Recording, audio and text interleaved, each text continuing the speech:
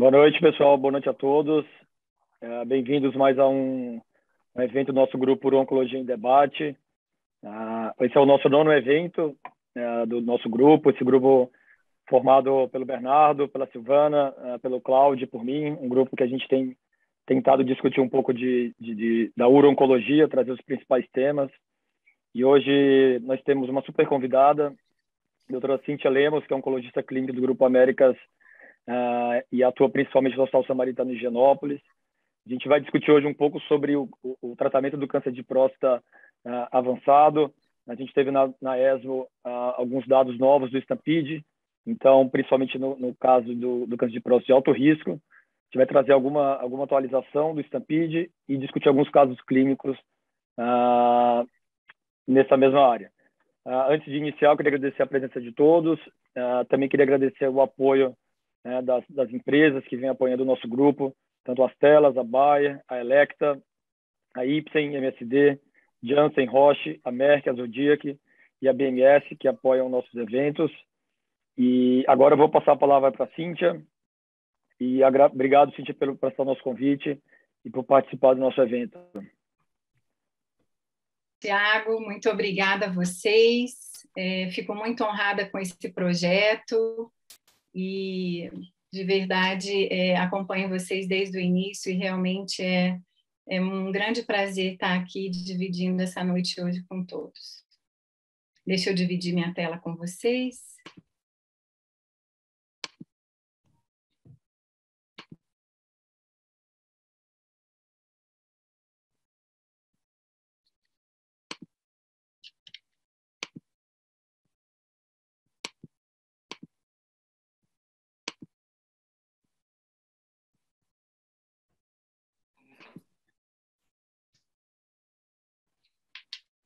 Bom, então, a minha missão hoje é de resgatar aí os dados que foram apresentados na ESMO, né, no mês passado, do Stampede, que é esse grande trabalho, né, com vários braços que acaba respondendo, ou pelo menos tentando responder, grande parte das nossas perguntas aí em uro-oncologia. Não tem nenhum conflito de interesses. E aqui o estudo ele foi apresentado pelo Dr. Attard, que é um dos investigadores do Stampede, da University College of London, e ele apresentou muito bem. Eu acho que eu consegui ouvir alguns comentários dele, e realmente ele trouxe, né, a íntegra de como foi aí todo o desenho do estudo. Então, na verdade, a gente vai tentar identificar o papel da intensificação do tratamento com abiraterona nesses pacientes de alto risco M0, né?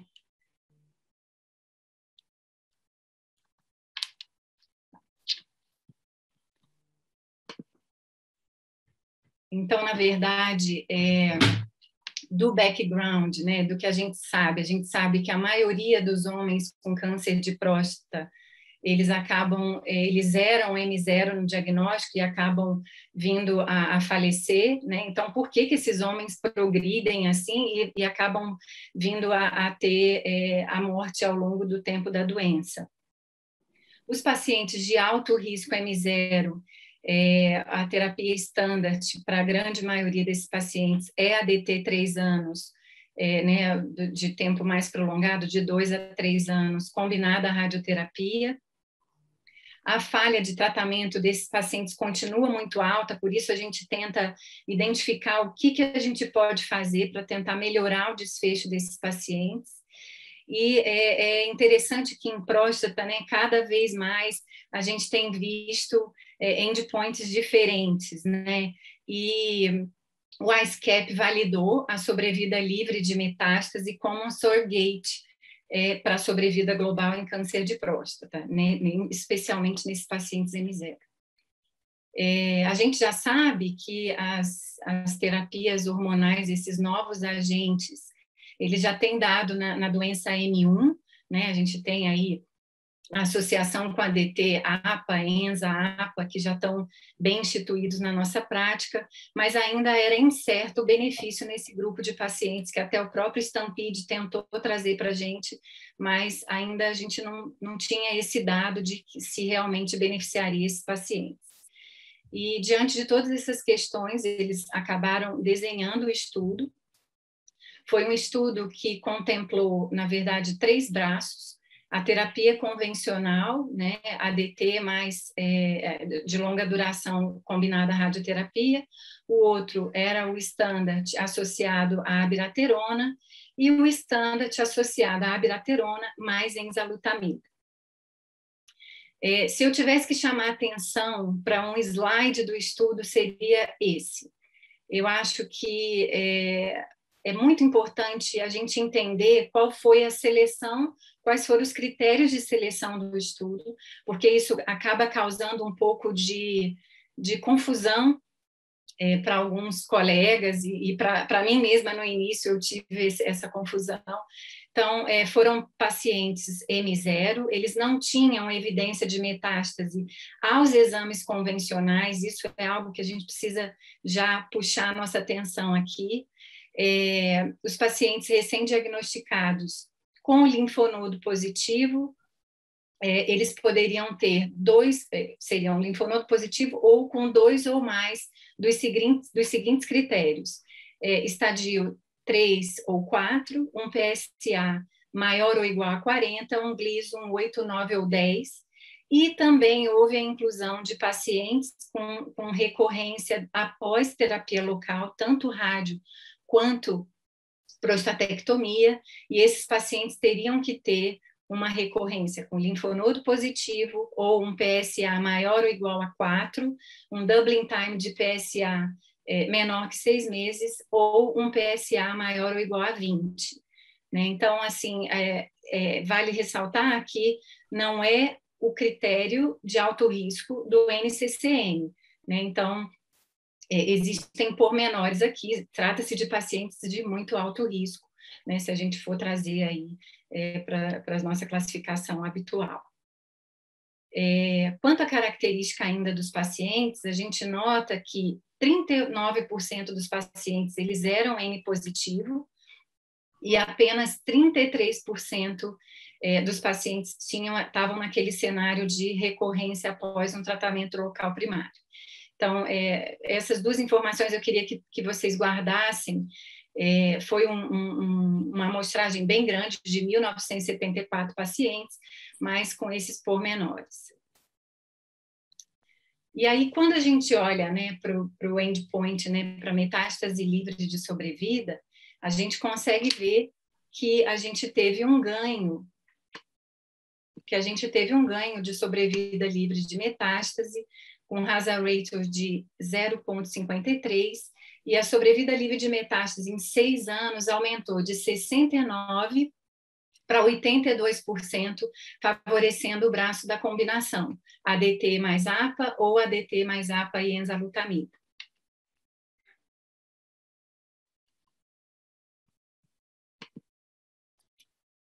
Quando a gente olha essa análise por randomização, né, nesse período, a gente consegue ver que não houve o hazard ratio tanto da ADT com a abiraterona e o outro grupo de ADT com a abiraterona e enzalutamida, o hazard ratio foi muito semelhante. E aqui, o hazard ratio de interação, ele acabou não tendo significância estatística. E aqui a gente começa a ver que a inclusão da enzalutamida não trouxe um benefício em eficácia para o endpoint proposto. Quando a gente olha o forest plot, a gente consegue ver que grande parte dos grupos, né, se beneficiaram da terapia. Na sobrevida global, também a gente consegue ver esse incremento da sobrevida global em 6 anos, de 77% para 86%, com significância estatística, né? Também, tanto favorecendo a combinação com APA sozinha ou ADT mais APA mais enzalutamida.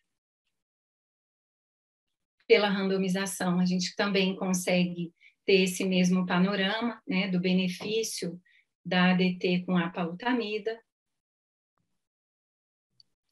Quando a gente olha para a sobrevida câncer específica, também houve um incremento significativo de 85% para 93%, também favorecendo a intensificação do tratamento, né, versus aquela terapia convencional.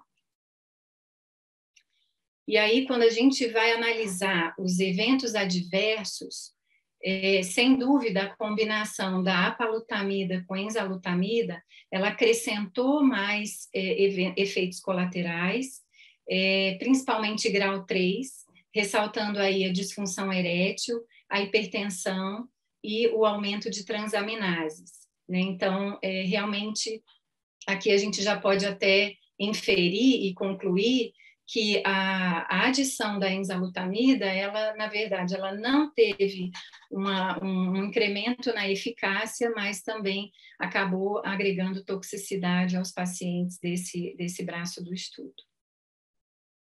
Então, de conclusões, a gente consegue seguramente afirmar que 2 anos de terapia intensificada com abiraterona tem um aumento de sobrevida livre de metástase, né, nesses pacientes que acabam sendo candidatos à intensificação do tratamento e sem dúvida, ele deve ser incluído aí no nosso arsenal como um novo padrão de tratamento.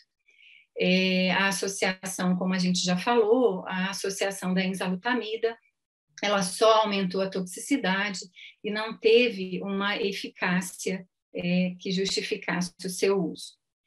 Uma grande limitação do estudo é a baixa representatividade desses pacientes em recorrência bioquímica. Então, eu, pessoalmente, não extrapolaria o tratamento para esse grupo de pacientes, né? Ele foi muito pouco representado. E uma outra consideração também do autor é que ainda faltam análises de desfechos aí a longo prazo, de qualidade de vida, né? Ainda falta essa análise, mas como a gente já tem, né, a abiraterona na nossa prática, a gente já usa, a gente pode até dar uma extrapolada aí, né, e trazer para esse cenário, né, de qualidade de vida, etc. Até porque nesse estudo foram 2 anos, geralmente, né, a gente acaba usando longo tempo de abiraterona, então esse dado a gente ainda não tem. E aí agora eu trouxe um caso clínico para a gente discutir. Cíntia, desculpa te interromper, mas aproveitar só para fazer um comentário antes sobre o trabalho. Realmente achei um trabalho super importante, né, que foi apresentado, acho que era aguardado esse trabalho para essa população de alto risco. E eu acho que você comentou, destacou essa questão do critério de alto risco, realmente bem diferente do critério do CCN. Então, a gente tem que ter cuidado realmente quando indicar esse tratamento. E uma dúvida que esse estudo não responde é o papel da cirurgia para esses casos de alto risco, né? Será que esses pacientes realmente eles não têm indicação mais de fazer cirurgia ou realmente vão ser tratados só com intensificação do tratamento junto com a radioterapia? A gente vai acabar discutindo um pouco disso no caso clínico na sequência, mas acho que é uma pergunta que vai ficar.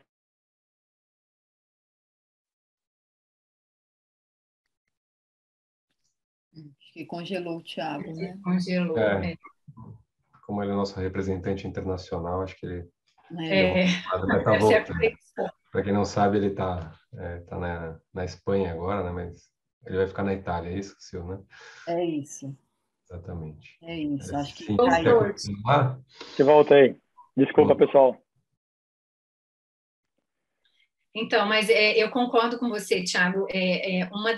Uma grande preocupação quando eu vi o estudo é exatamente o critério da gente eleger o paciente na nossa prática clínica, né? Ali, aquele que chega, porque caso contrário a gente pode acabar fazendo um overtreatment, né? Intensificando todos os pacientes que chegam para nós em alto risco pelo NCCN, por exemplo, né? Então, é uma população muito especial, que foi selecionada com critérios do Stampede, e isso é uma coisa que precisa estar clara para nós.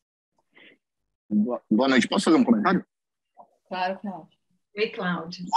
Boa noite a todos. Eu não sou tão chique quanto o Thiago que está na Espanha, mas eu estou aqui no Ceará, por isso que eu estou sem imagem. Ceará é chique também.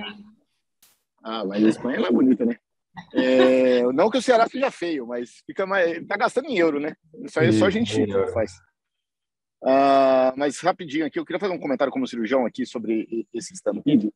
A primeira coisa que eu queria, assim, para mim, pelo menos, esse é um trabalho que randomizou pacientes que estão 40% com N positivos, que a gente pode até discutir se vale a pena ou não operar, porque realmente vai ter muito recidiva bioquímica, é difícil, tem complicação, enfim.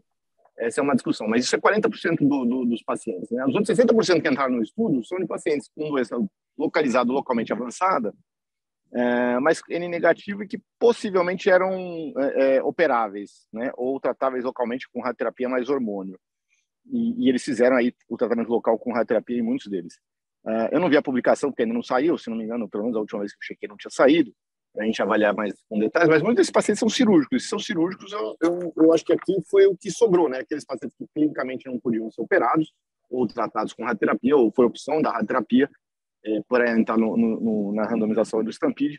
E a gente, eu não sei o quanto que isso vale para a cirurgia mesmo, como o Thiago falou, acho que vale, na verdade, muito pouco, e eu vou mostrar 2 casos aqui, quer dizer, vamos tentar mostrar 2 casos aqui que não fizeram nada disso, vamos ver o desfecho. E, finalmente, quando a gente olha as curvas de sobrevida, até a Cíntia pode voltar lá na slide dela, mas a sobrevida global só começa a mudar de verdade a partir de 5 anos. Então, e com uma diferença absoluta de 9%, se não me engano, são 8 ou 9%. Uma coisa que já mostra que não é assim, aquela tão evidente assim, o tratamento, o benefício do tratamento. Acho que existe, ele é importante, mas de repente a gente deixou de operar um paciente que tem uma expectativa de vida curta, tem que raciocinar aí com 72 meses, começa a abrir 60 meses, a gente foi um pouquinho mais rígido. Então são 5 anos aí para começar a ter algum benefício de tratamento e quase 108 meses, aí, quase 10 anos para ter benefício de 9%. Então são questões que a gente precisa pensar nesse Stampede. Concordo com você também, Cláudio. Eu acho, e assim, e a gente tem cada vez mais discutido o papel da cirurgia na multimodalidade desses pacientes, né? A gente já faz isso aí nos pacientes oligometastáticos, a gente está discutindo, né? Ainda a gente está achando o papel da cirurgia para esses pacientes, então, realmente, eu concordo com você, eu acho que a gente tem muito ainda para dissolver desses dados, mas os dados realmente para esses pacientes de muito alto risco são bem convincentes, né? Os de muito alto risco. Mas a gente vai discutir melhor.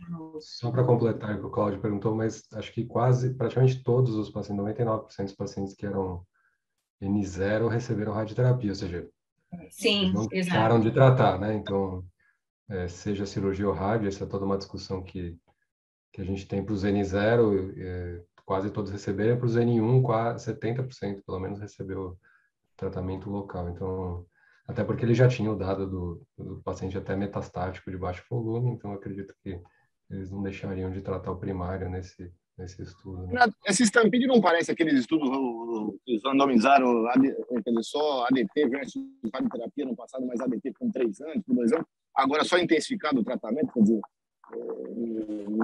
um pouco mais ou menos isso, não? Desculpa a minha ignorância como cirurgião.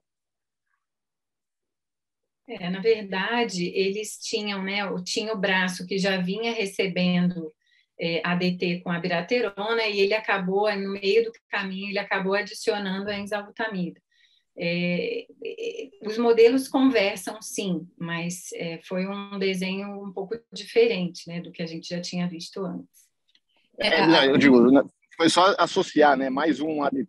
Foi só associar, foi só avaliar a intensificação do tratamento desses pacientes, né? Que o que a gente já faz no N1, e aí adicionar, né? O quanto essa adição teria um impacto aí para esses pacientes, né? Que é uma evolução daqueles estudos antigos que saíram já há 10, 15 anos de fazia só rádio, aí fez rádio mais ADT, agora é rádio mais ADT mais um antiandrogênico, né? Na verdade não é um antiandrogênico, mas enfim, um antiandrogênico de nova geração, de uma forma bem simplória. Exatamente. Bom, então eu vou para o caso clínico para a gente colocar isso esses dados na prática. Eu trouxe aqui um paciente de 62 anos, advogado, um ECOG 0, hipertenso, controlado, não tinha qualquer história familiar de neoplasia, e ele vinha em acompanhamento irregular com urologia.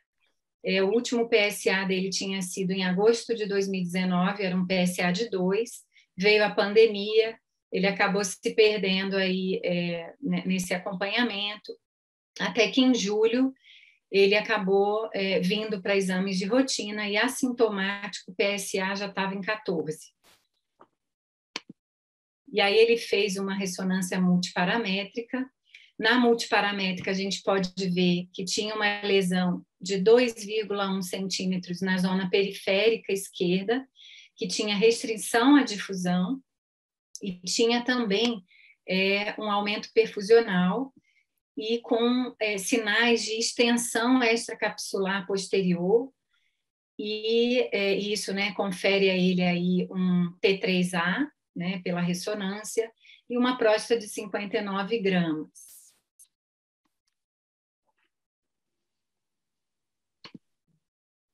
Ele acabou procedendo à biópsia. Na biópsia veio um adenocarcinoma acinários UA1 Gleason 9, 4+3, né, o SUP5, tinha presença de padrão cribiforme e foram representadas 6 dos 12 fragmentos.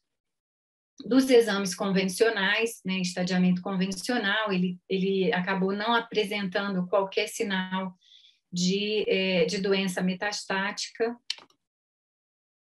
E aí, imaginando que esse paciente não tenha acesso a PET com PSMA, talvez muitos aqui de nós, né, para esse paciente de alto risco, acaba trazendo para a rotina o PET com PSMA, mas assumindo que esse é um paciente que é a maioria da prática clínica de todo mundo aí, tanto dos oncologistas quanto dos urologistas, de não ter acesso ao exame, qual seria a proposta terapêutica para esse paciente agora, né?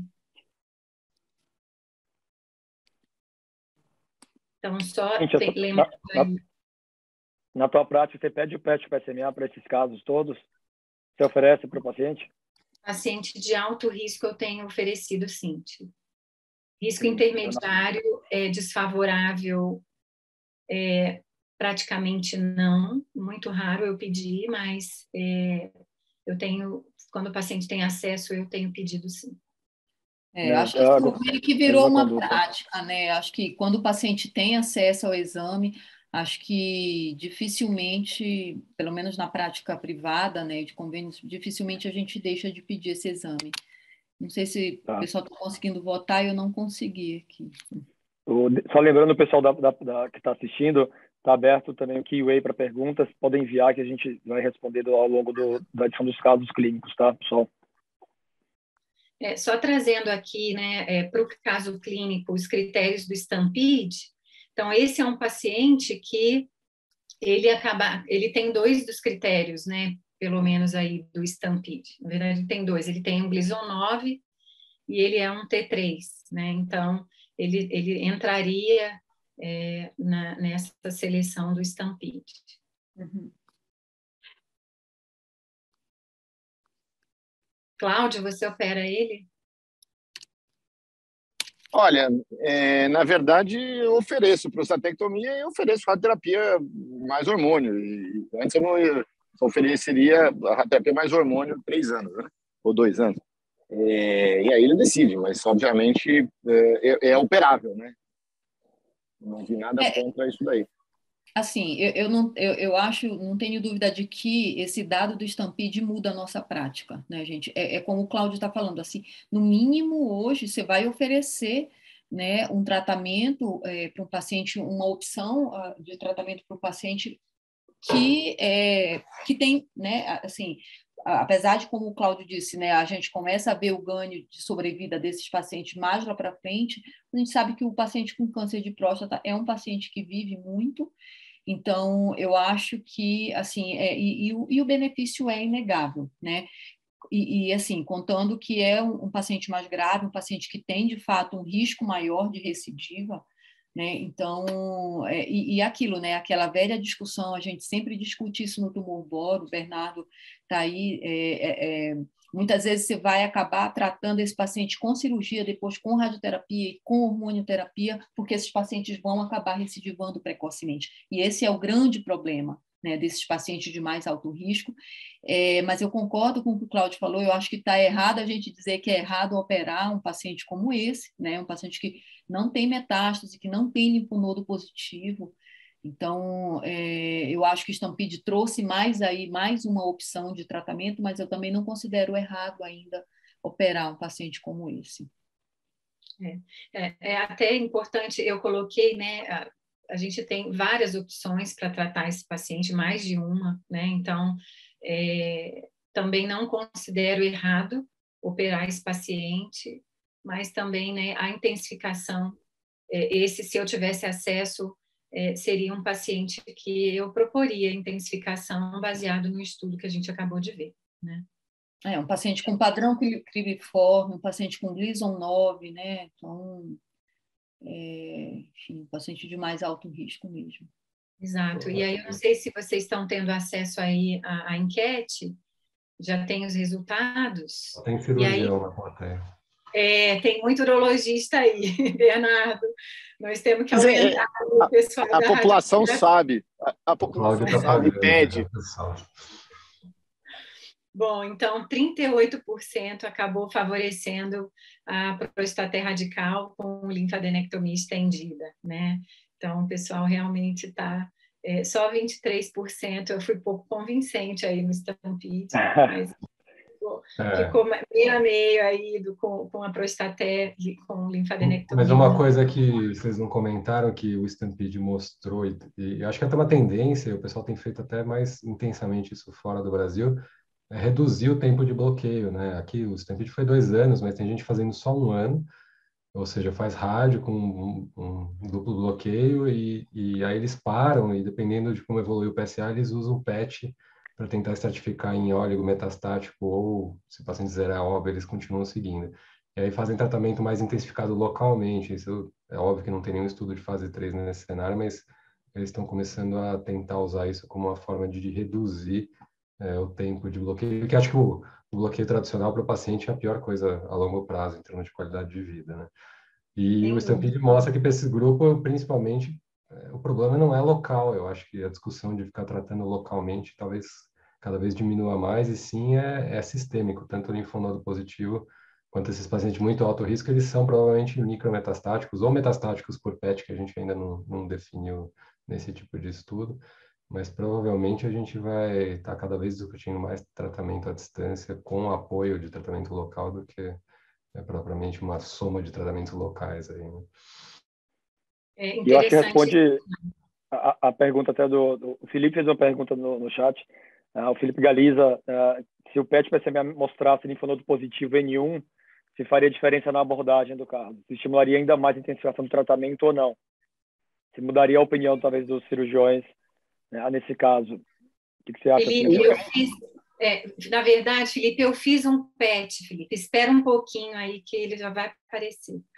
Tá ótimo. Bom, e só emendando aí o que o Bernardo falou, é muito interessante que, assim, hoje, né, até pensando em qualidade de vida, o que a gente está tentando é desenhar qual é o menor tempo necessário para esses pacientes, né, em bloqueio hormonal. E a gente não tem nenhum estudo que mostrou ainda, né, menos de 2 anos. Então, pode ser que menos de 2 anos seja suficiente para poder garantir, né, o mesmo desfecho, mas esse dado a gente não tem.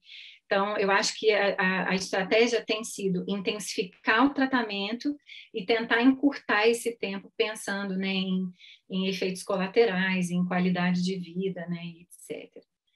Bom, pensando aí no meu amigo Galiza, esse paciente acabou, eu pedi um PET para ele conseguiu fazer. E aí, no PET, a gente, para nossa surpresa, ele veio com a lesão capitante com SUV de 15 e apareceram 2 linfonodos, um ilíaco interno e um externo, subcentimétricos, com SUV de 12,5. E agora? E agora eu tenho um linfonodo positivo, né? E aí eu vou voltar à mesma pergunta, exatamente a mesma pergunta. Alguém mudaria a estratégia?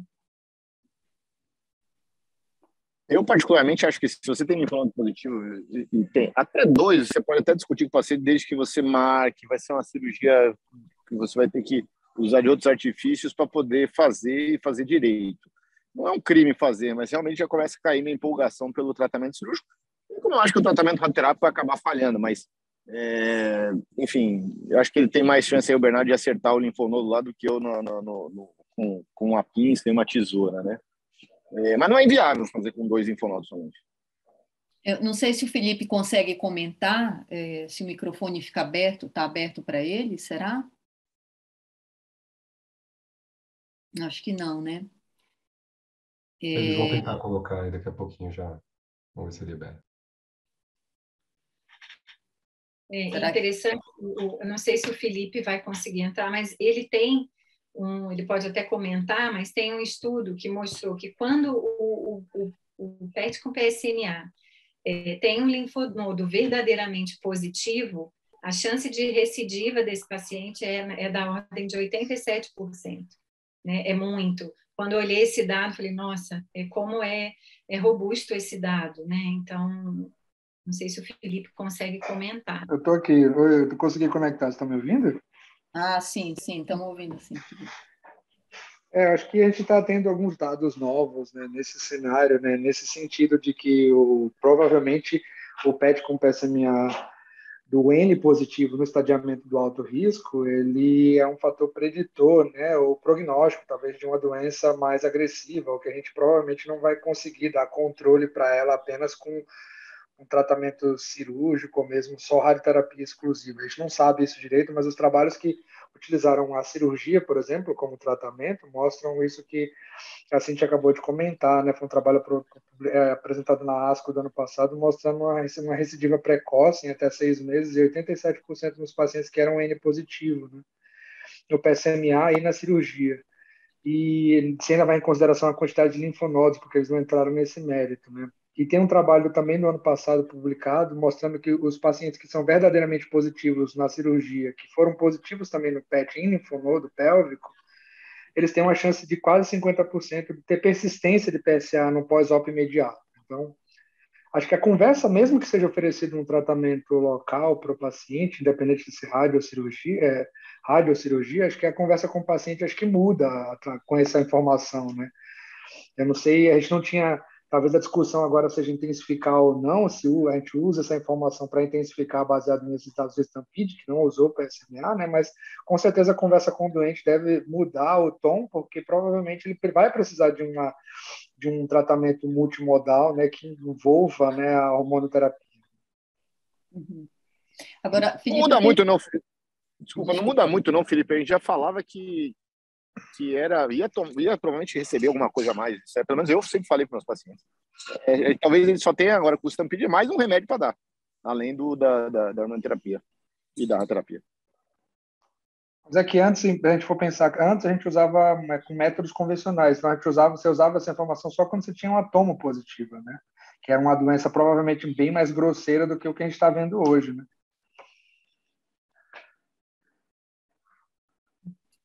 Sem dúvida.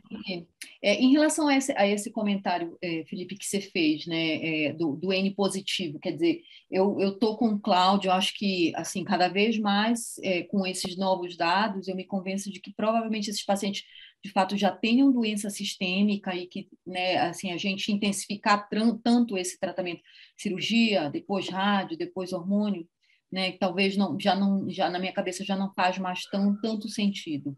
Agora, em relação a falso negativo do PET com PSMA, às vezes você vê lá no PET com PSMA um linfonodo e aí você deixa de oferecer cirurgia para esse paciente e no final, né, porque pode não ser, isso pode ser um falso positivo. Uma experiência agora minha recente, o pai de uma amiga que a gente discutiu tanto, no final ele acabou operando, tinha um linfonodo pelo PET e o linfonodo veio negativo na peça. Se você já viu o PET pós ou PSA pós, porque Assim, É isso que eu ia perguntar. Estou acostumado a ver, e muitas vezes esse linfonodo fica, né? Então tem que tomar Sim, muito o falso positivo é baixo a Às taxa, vezes o né? falso positivo, Então, pois é, linfonodo é muito o baixo. PSA zerou, tá? O PSA pós-operatório zerou, e assim, era em cadeia típica, ele foi, né, assim, foi bem operado, não foi aqui em São Paulo, foi operado em Brasília. E foi um caso até que eu discuti até esse caso com você, Bernardo, e com o Cláudio, do pai daquela amiga. Vocês devem lembrar desse caso. Então, assim, ele fez uma linfadenectomia extensa que veio negativo. Aí, Bernardo, não é só cirurgia, tá Então, vendo? T2N0. O resultado tá aí, Bernardo. Não, e a Tô questão não é brincando. nem... Assim, Tô primeiro o Felipe brincando. vai comentar. O falso positivo do linfonodo é Eu vou muito baixo. posso comentar. Eu posso E a comentar. segunda coisa... Só um segundo, Felipe. A segunda coisa, eu não estou nem falando que o cirurgião é ruim, é coisa parecida. É que, tecnicamente, às vezes, realmente é difícil. Eu já tive muitos casos, assim, com frequência, algumas vezes ficam linfonodos, né? Então, precisa tomar cuidado, lógico, na interpretação para ver se esse linfonodo, às vezes, no paciente não tem um PET pós-operatório, um Isso é PSA já. verdade. O Bernardo tem toda a razão. Ficar linfonodo lá é a coisa mais comum que tem quando o paciente tem linfonodo positivo. Só comentando sobre o valor, os falsos positivos e negativos desse cenário, né? Assim, os estudos mostram que a especificidade do PSMA é muito alta, né? Então, quando a gente para linfonodo, quando a gente vê um linfonodo positivo, principalmente em cadeia típica, a chance dele ser um falso positivo é muito, muito baixa. Inúmeros estudos mostram isso comparando com histologia com uma cirurgia. Os falsos negativos, Em ordem de eles grandeza, existem. é menos de 5%, certo, Felipe? Só para... É menos de 5%. Alguns estudos mostram que é menos do que 3%, inclusive. A especificidade chega a ser 98%, 99% na maioria dos estudos, por cento, né? Então, é muito incomum. Eu atribuiria a esses falsos positivos que ainda aparecem, né, até uma falta, talvez uma menor experiência do leitor, né? Como é um método novo, existe sim alguma diferença ainda, né, de leitura interpretativa desses achados, né? Então, não é incomum a gente até discutir alguns laudos que vêm com linfonodo, por exemplo, inguinal ou em cadeia meio esquisita que não representa doença. Sobre os falsos negativos, né, isso é muito mais frequente, né? Então, a sensibilidade do método é bem menor do que a especificidade. A sensibilidade, segundo os estudos mais recentes, é da ordem de 45% a 60%. Então, a gente vê menos linfonodo do que realmente tem quando você resseca, né? Então, em quantidade em número, né? A gente pode ver um linfonodo, normalmente, às vezes, na cirurgia vem 2, 3 linfonodos comprometidos. Então, isso diminui a sensibilidade em termos numéricos. Esse mesmo estudo que tentou utilizar o PSMA para predizer persistência de bioquímica, né, pós-prostatectomia, ele mostrou que quando o paciente tinha um falso negativo, né, ou seja, um PSMA normal, negativo para linfonodo, e a cirurgia ressecou e tinha linfonodo positivo, a chance dele ficar com persistência de doença nesse cenário era da ordem de 16%. Ou seja, é muito menor do que o paciente que tem um PSMA positivo para linfonodo. Então, a gente pode assumir que talvez a positividade nodal ela seja preditora, né, de persistência bioquímica, né? Exatamente por inúmeros fatores, e um dos fatores, como foi comentado aí, é essa dificuldade técnica que existe de explorar todos os linfonodos pélvicos, mesmo em cadeia típica. Então, não é infrequente, como foi comentado pelo Bernardo e pelo Cláudio, que existe persistência de linfonodos que foram vistos antes no PSMA, mesmo em cadeia típica. Isso não é muito frequente, mas acontece. Então, existe uma dificuldade técnica inerente a esse procedimento, né? Então, não é porque o cirurgião exatamente seja menos experiente. Galisa, mas eu já peguei, acho que a grande coisa que você falou é isso, né? O PSMA é muito bom, mas depende de quem lê, né? Eu já peguei PSA positivo, que era negativo, com PSA zerado, pós-operatório de fora. Aí eu trouxe no Círio, discuti com um colega seu lá, e não operei e zerou. Então, assim, tem que tomar cuidado só com isso, né? Com quem, aonde faz, como faz. Acho que esse talvez seja a questão aqui. E não na verdade, eu trouxe esse caso exatamente porque quando a gente olha os critérios do Stampede, a gente tem 39% dos pacientes linfonodo positivo, mas certamente se a gente fizesse um PET PSMA em grande parte dos pacientes, sem dúvida, esse pool de pacientes ia estar mais alto, né? Então, eu trouxe esse caso exatamente para ilustrar isso. Ali no primeiro cenário, né, somente N0 pela ressonância, alguns tutibiaram aí, né, e falaram, né, agora, aqui quando apareceu o linfonodo positivo, a nossa conduta fica muito mais firme de pensar, né, em intensificação do tratamento. Então, sem dúvida, eu acho que se a gente fizesse um PET PSMA, essa população é de muito alto risco e provavelmente essa população do Stampede tinha linfonodos positivos que a gente não conseguiu ver pelos exames convencionais. Até metástase, né? Assim.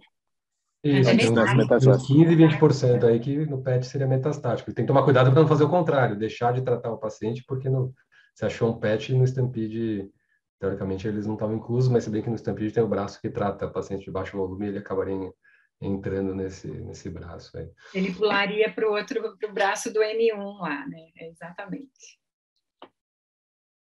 E você vê a enquete agora, Cíntia, a resposta apareceu.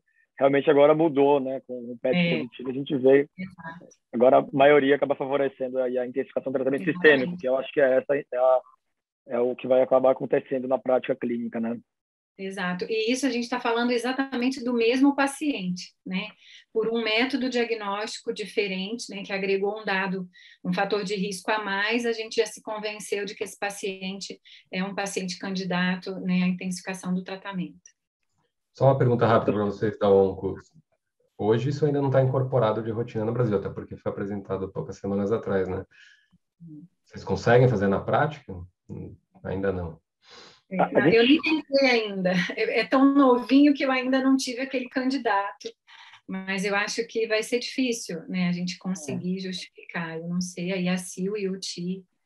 Eu também ainda não tenho, não pedi, mas é aquilo, né? Aqui essas drogas orais, né? A liberação disso é regido pelo rol da ANS e a gente não tem essa indicação em bula e nem no rol da ANS. Então, eu acho que ainda, né? Assim, para a maioria dos serviços isso ainda não vai ser uma realidade. A gente tinha algum dado do Stampede, né, do inicial, do cenário M1 sensível à castração, que incluía pacientes com linfonodo positivo.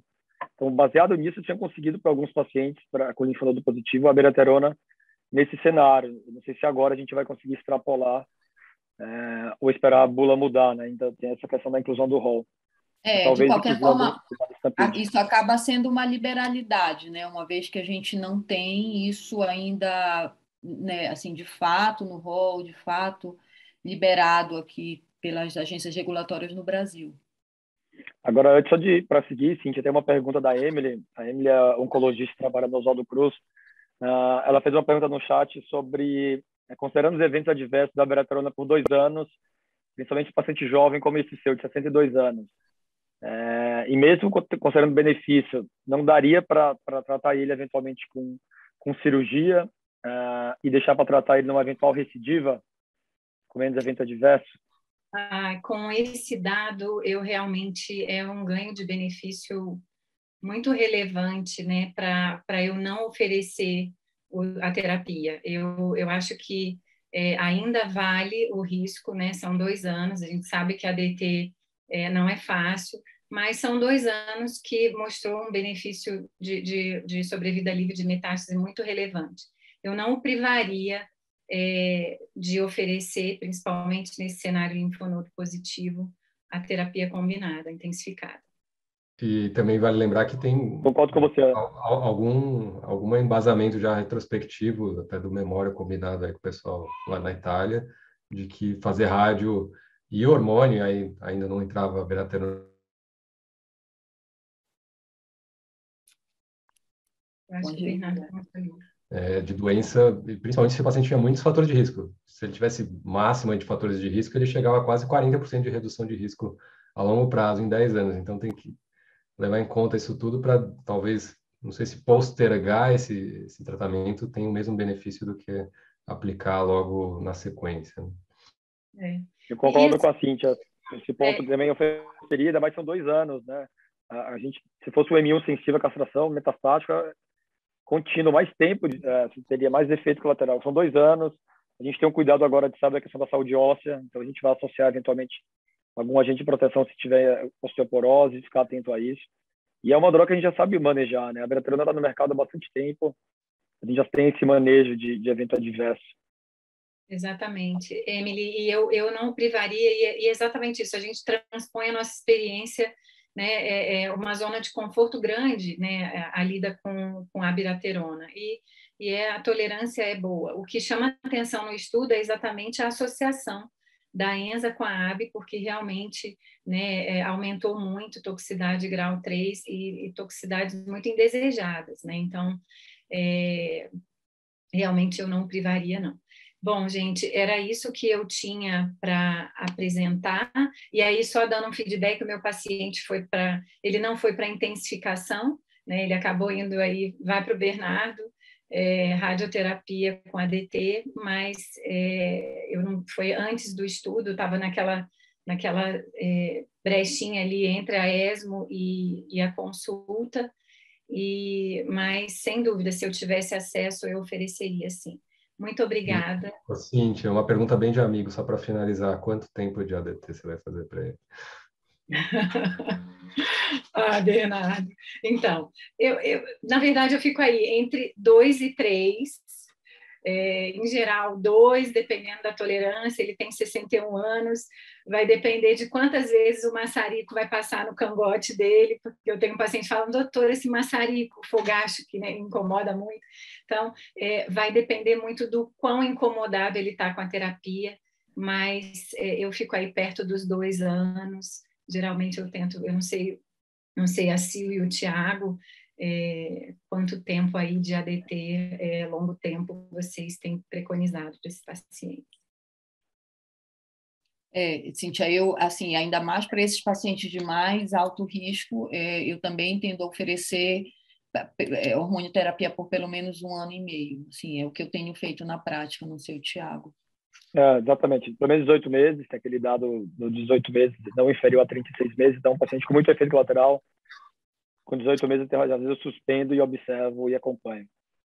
Tem uma outra pergunta da Flávia Tacha, que perguntou sobre em relação à recidiva, se esse ganho de terapia intensificada supre o ganho da terapia sequencial.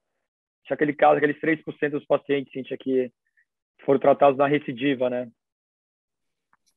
Eu realmente, para essa seleção de pacientes, eu não tenho, não fico confortável, eu seguiria o nosso protocolo habitual mesmo e eu não extrapolaria o dado. Eu acho que é muito insuficiente para a gente trazer isso para a prática, né? A gente precisa ainda de outros estudos para esclarecer melhor essa população, né? A intensificação nessa população. Muito bom, Cíntia, obrigado. Acho que foi uma excelente revisão e um caso super interessante, né, com a história do PET, como muda a conduta. Eu acho que a Silvana tem um outro caso para apresentar do Cláudio, a gente tem 10 minutos. Isso. Talvez passar o caso mais... 2. Só o caso 2, que é mais rápido. Deixa eu fazer uma pergunta, o Thiago, o Silvana, a Cíntia. Esse Stampede novo, que randomizou, é a única coisa, assim, a gente tem o Stampede traço XYZ aí, que eu não consigo decorar as letras, e que randomizou no M1 sensível, mas ele incluía também ali N positivo e T3, T4, uma porcentagem aí quase 40%, quase 50%, né? E o mais engraçado daquele estudo, daquele braço, aquela publicação é que não houve diferença quando o estudo foi positivo para a adição da abiraterona à hormonoterapia, né? Vocês sabem, né? Já conhecem os dados. Mas quando você vai pegar a subanálise do subgrupo que não era metastático, não teve benefício. Qual que é a diferença para esse novo estudo, Thiago?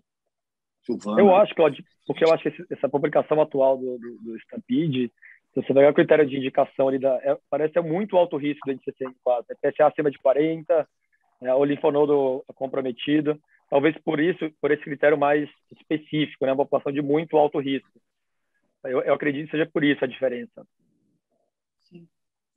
Eu acho que pode ser um pouco disso, mas eu discordo um pouquinho do que vocês falaram antes sobre se fizer terapia sequencial, é um dado super, assim, forte, relevante. Não, ele é um dado real, eu acredito nisso, mas se o paciente é jovem, se ele tem desejo de manter, se ele não quer tomar hormônio, eu não sei, eu não acho, assim, porque esse dado anterior do Stampede vai contra esse dado atual, aí você vai subdividir, coloca subgrupo, faz matemática e dá o que quer, né? Eu sei, eu tenho medo dessas coisas, sabe? Eu não sou contra a vacina, pelo amor de Deus, não sou contra a bilaterona, mas a gente tem dados aí contraditórios dentro do próprio, nesse estudo.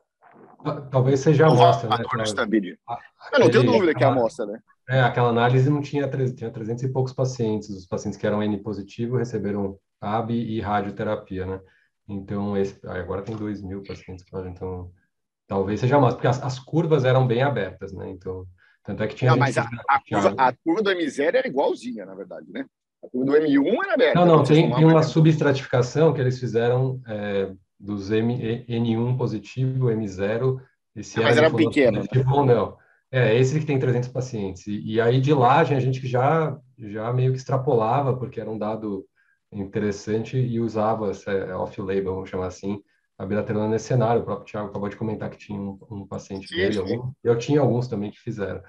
Então, já tinha alguma sugestão de que viria positivo, e aí, quando fizeram a parte randomizada, com N grande, acho que veio positivo. Eu imagino que seja isso. Bom, vamos ao caso. Se a gente terminar aqui, já está... Mas não duvido que a gente está antecipando o tratamento sistêmico em paciente metastático, né, provavelmente. Mas isso, né, Bernardo, a gente já vem, na verdade, a gente já é uma tendência, né, a gente já trouxe novos agentes hormonais lá do cenário metastático resistente para cenários mais precoces, e a impressão que dá é que isso, de fato, né, é uma tendência com claro ganho de sobrevida. Eu entendo o que o Cláudio está falando, assim, na verdade não há uma comparação head-to-head, né, mas há sim, o que a gente sabe como disse o Thiago, são pacientes de muito alto risco, né, que foram aí arrolados nesse estudo, e de novo, né, são pacientes que vão acabar precisando precocemente tratar com outras modalidades, e assim, né, a gente não sabe exatamente quem é o paciente que vai se beneficiar da cirurgia, né? Deve ter, né, Cláudio, alguma população que se beneficia, mas eu acho que esse dado ele é muito relevante, de que o senhor vai operar agora, mas pode ser que venha a precisar de radioterapia, né, precocemente, venha a precisar, talvez venha a precisar associar a DT. Então, isso a gente vai acabar precisando discutir com o paciente, né? Porque os dados são esses. Não, eu não tenho dúvida que o dado existe, é que esse Stampede é um balaio de gato, tanto o do M1 sem metastático, esse também, a gente pega muito N1, 40%, aí pega o T3, imagina um T3 com PSA de Gleason 8, PSA de 10, mas ele tem uma ressonância com... deu invasão, extensão extracapsular, é um T3, é Gleason 8, então eu encaixo o Stampede. Aí você vai dar hormônio mais da bilaterona, enfim, ainda precisamos rever com calma esses dados na hora que sair a publicação. Mas vamos ao caso. Passa para mim, se você me ajuda? Vou passar, Cláudio. Então... Pode deixar que eu até recomeço aqui. Ok. Esse é um paciente lá do ICESP, que ele é um paciente de serviço público, obviamente, né? Ele veio para a gente com um câncer de próstata, elevação do seu PSA, estava urinando bem, tinha 70 anos, e ele tinha um diabetes de difícil controle, ele era bem, coitado, bem simplesinho, né? Não controlava o diabetes. Aliás, não controla até hoje. Toma uma série de medicamentos, incluindo insulina, não tinha grandes antecedentes cirúrgicos, não era tabagista, tinha uma próstata grande, sem nódulos. Pode passar, por favor? E ele veio com um PSA de 27, uma biópsia que era um Gleason 8 para a gente, 4+4, não tem o número de fragmentos acometidos, mas uma ressonância que a gente fez lá no próprio SESC mostrava um PIRA de 5, principalmente a direita, com exceção extracapsular, né? E linfonodo aparentemente negativo, uma cintilografia óssea negativa. Essa é a ressonância dele, dá para ver bem aí a lesão do lado direito, né? Brilha bem ali na difusão. Tem um contato razoável aí com a cápsula prostática, né? A cintilografia óssea não tinha nada, esses são os exames do paciente. Pode passar. Ele não fez PET-PSMA, porque a gente está num serviço público e infelizmente a gente não tem essa condição. Pode passar, sim. E aí a primeira pergunta que eu queria fazer era essa daqui: o que fazer para este doente aqui num serviço que a gente está num serviço público, né? Mas a gente poderia ter essas alternativas. Alguém? Bernardo, o que você faria, Bernardo? Bom, esse paciente, a gente pode conversar. Ele era muito sintomático do ponto de vista miccional? Não, ele é oligosintomático, não, nada de especial, não. Tem Então, sintomas. assim, as duas coisas me preocupam, né? Lógico que ele tem algumas comorbidades, então cirurgia sempre me preocupa. E é óbvio que o hormônio por tempo prolongado, por ser um alto risco, também me preocupa, né?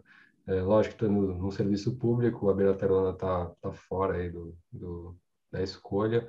Eu provavelmente, olhando assim por cima, faria rádio com hormônio e tenderia a reduzir o tempo de hormônio total para ele aí, se possível, 18 meses, talvez um pouquinho menos. Tiago, Cíntia, algum comentário? Concordo com o Bernardo. Eu ofereceria também radioterapia para ele e combinada com hormônio, com ADT. Tem a resposta aí do pessoal? Bom, a maioria optou novamente a plateia joga a meu favor, mas esse paciente ele não passou primeiro comigo, mas de qualquer forma lá no ICESP a gente fez uma coisa um pouco diferente. Passa o próximo slide, por favor, Silvio. Ele fez radioterapia mais hormonoterapia por 2 anos. A gente não operou, ele realmente era um paciente obeso, diabetes, difícil controle, e essa aqui é a curva do PSA dele, que eu coloquei no gráfico.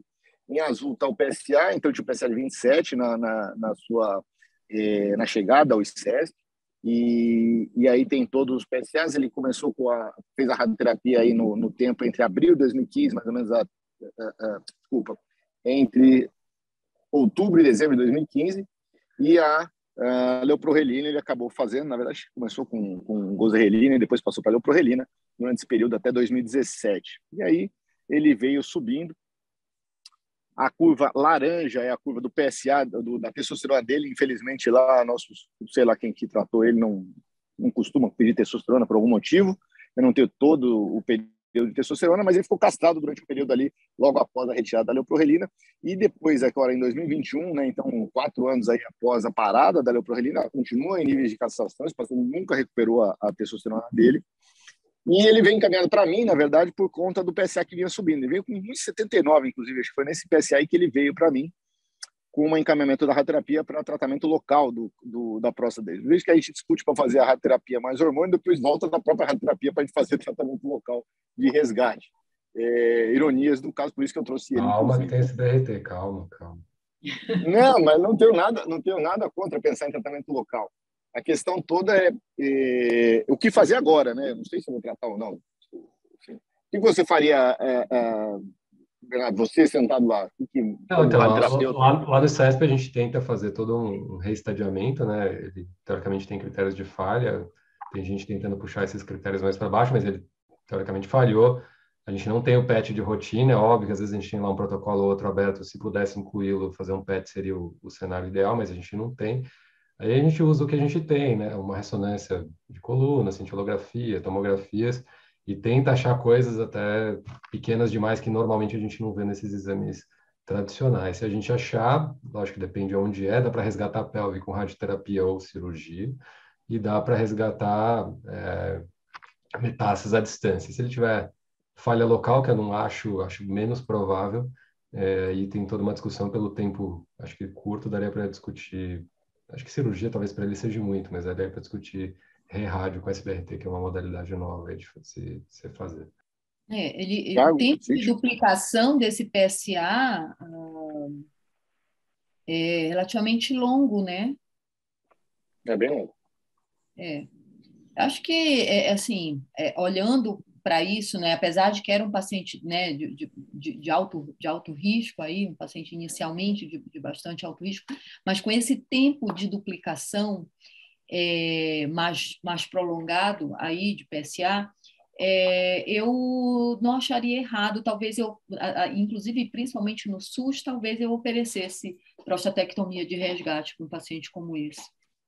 A primeira coisa que eu faria, com certeza, é olhar se ele tratou a pelve com radioterapia, porque naquela época isso é menos frequente. Se foi bem tratado? Não é bem tratado. Até hoje a gente tem dados controversos de radiação de drenagem linfática eletiva, apesar de hoje ter alguns estudos que sugerem que se deva fazer, principalmente no alto risco. Eles, naquela época, não era obrigatório, então Provavelmente ele deve ter falhado na pelve. Se eu tivesse que apostar aqui, eu apostaria que ele tem algum linfonodo positivo. Mas esse seria a primeira coisa que eu faria, olhar se ele fez radioterapia na pelve. Bom, ele, na verdade, fazer um PET para ele, Cláudio? Não, a gente não tem PET lá para fazer para esses pacientes. E o que a gente fez foi estadiamento convencional clássico, né? Sonografia e ressonância. Nem ressonância de coluna, ressonância de corpo inteiro, a gente ainda acabou não fazendo. Ele, na verdade, ele veio para mim, já, como eu falei, lá com um PSA de 1,79, a primeira vez que ele veio, eu falei, você não tem nem critério de falha, você volta daqui 6 meses. Aí ele voltou com 2 e qualquer coisa. E aí o estadiamento ruim, quer dizer, que a gente tem, mas que foi negativo, e ele voltava com um glicemia de 300, 400, enfim. E aí o que a gente discutiu, na verdade, foi... Vocês me conhecem, Caio, o único urologista que detesta dar remédio, fazer cirurgia ou radioterapia ou qualquer coisa que vale nesses casos. E pode passar o próximo, senhor? A gente estadiou, tinha essa área de captação aí do lado direito, ou seja, tem uma falha, provavelmente, né, uma falha na próstata mesmo, não só na pelve, apesar dele na ressonância, o laudo da ressonância, ele não tem linfonodo, tá? E na cintilografia também não tem nada, mas ele tem essa captação aí nesse M-lobo, aí no lobo direito da próstata, bastante grande até. E agora a grande dúvida que fica, e aí, biopsia ou não biopsia para a gente tratar local, né? Qual que é a conduta para a gente terminar aqui o caso? Idealmente biopsiar, né? Antes de definir tratamento de resgate local. Se for tratar e ele tiver uma expectativa de vida, eu concordo que biópsia é o padrão. Né? Bom, temos a resposta aí? Vamos só para a gente ver rapidinho? Vamos voltar aqui. Tem a resposta já? Urologista dominando também. É um clássico. Eu gosto da minha plateia. Mas eu, de novo, vou decepcionar minha plateia. Na verdade, pode passar, eu não fiz absolutamente nada disso. Eu não biopsiei. Conversei com o pessoal da oncologia, da própria radioterapia. Ele é um paciente totalmente descontrolado do ponto de vista do diabetes dele. Pela baixa expectativa de vida, você optou, então, por não tratar, por observar, é isso? Bom, aqui a gente tem duas questões, né? Ele tem aqui, lembrando só, né? Ele está castrado. Então, ele, na verdade, ele tem um câncer de próstata resistente à castração. Sim. N0. O que eu poderia, na verdade, pensar em fazer para ele seria outras medicações que eu não tenho disponível no SUS. Mas é aquilo, né, Cláudia? Aquela pergunta que eu te fiz, qual que é o doubling time, né? Não ia poder fazer por causa do doubling time. Então, mas a gente vai esperar subir, vai chegar uma hora que vai acontecer. Tratar localmente existe alguns trabalhos que são um relato de casos, claro, né? São séries de casos que tiraram da próstata ou fizeram tratamento local para sair do M0 resistente à castração, né, e zerar o PSA. Aí tem uns casos anedóticos que funcionam, mas eu não acredito nisso. E ele é um paciente que a expectativa de vida dele é muito ruim, na minha opinião, né? Se a gente pegar o trabalho do escandinavo lá que randomizou nada versus o watchful wait versus cirurgia, os pacientes não tinham nem PSA para colher no começo, fazia tudo diagnóstico pelo toque, ou seja, doença ruim, T3. Esses pacientes, a maioria deles morreu de qualquer outra coisa que não de câncer de próstata, principalmente acima de 65 anos, né? Então eu optei por fazer só observação, não biopsiei. Mandei tratar o diabetes dele já pela terceira ou quarta vez. Espero que ele tenha tratado já, e quando ele voltar eu vou discutir com ele outras opções, mas no momento é o que a gente faz para ele. Não sei se eu estou fazendo uma grande bobagem, mas provavelmente não. Tem mais alguma slide? Acho que agora não, só para finalizar, acho que por conta do horário mesmo, mas esses casos de próstata sempre são bem controversos, né? Tem bastante discussão, e queria agradecer mais uma vez a presença da Cíntia. Obrigado pela participação, por sempre estar contribuindo aí com as discussões. Obrigado, Felipe. Obrigado aos outros participantes. Para finalizar, eu queria agradecer mais uma vez as empresas que nos apoiam. Então, as Telas, Bayer, Electa, Ipsen, MSD, a Janssen, Roche, a Merck, Zodiac e a Bristol. Lembrando que no próximo mês, novembro, vai ser o nosso último evento do ano. Então, em breve a gente vai enviar aí o e-mail de divulgação.